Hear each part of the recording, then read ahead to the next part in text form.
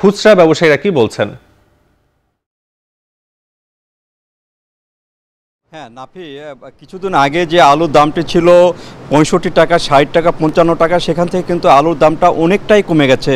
এখানে পাইকারি পর্যায়ে কিন্তু আলু বিক্রি হচ্ছে ৪২-৪৩ থেকে আরম্ভ করে ৪৫ টাকা কেজি দরে। এটা জাত ভেদে কিন্তু বিক্রি হচ্ছে এবং এই আলুটি কিন্তু কয়েকদিন আগেও কিন্তু বাজারে বেশ দামের ঊর্ধ্বগতি ছিল, কিন্তু এখন এই দামটা আস্তে আস্তে নামতে শুরু করেছে। যে আলুগুলো এখানে জাত ভেদে যে আলুগুলো, বিশেষ করে বগুড়ার যে জাতটি বেশি হয় সেটি হলো লাল গুটি আলু। সেই আলুটি বিক্রি হচ্ছে পাইকারি বাজারে ৪৫ টাকা এবং খুচরা বাজারে সেটি বিক্রি হচ্ছে ৫৫ টাকা থেকে ৬০ টাকা কেজি দরে।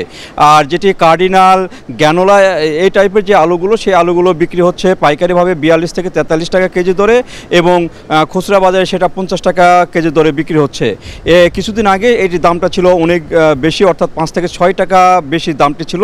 এখন কিন্তু দামটা অনেকটা কমে আসছে। আর বগুড়াতে এইবারে আলু উৎপাদন হয়েছে প্রায় ১৩ লাখ মেট্রিক টন আলু উৎপাদন হয়েছে, যেখানে বগুড়ার চাহিদা রয়েছে ৬ থেকে ৬.৫ লাখ মেট্রিক টন এবং ৩.৫ লাখ মেট্রিক টন কিন্তু এখানে হিমাগারগুলোতে রয়েছে। সেই হিমাগারগুলোতে আলু এই পর্যন্ত প্রায় ৩ ভাগের ২ ভাগ আলু কিন্তু বিক্রি হয়ে গেছে এবং ১ ভাগ আলু এখনও আছে, সেই আলুগুলো কিন্তু বিক্রি চলছে। আর বর্তমানে আলুগুলো বিক্রির যে প্রবণতা সেটি কিন্তু অনেক বেশি।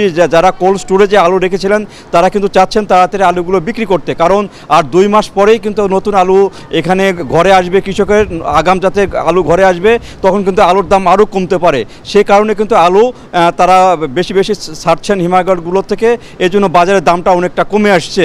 তো এইভাবে কিন্তু আলু বেচা কেনা হচ্ছে। নাফি, এইভাবে বগুড়াতে হাট বাজারগুলোতে সব জায়গাতে আলুর দাম কমতে শুরু করেছে। এই ছিল আমার কাছে বগুড়া থেকে আলু দরদাম নিয়ে সর্বশেষ। বগুড়ার হিমাগার থেকে যুক্ত ছিলেন মাজিদুর রহমান।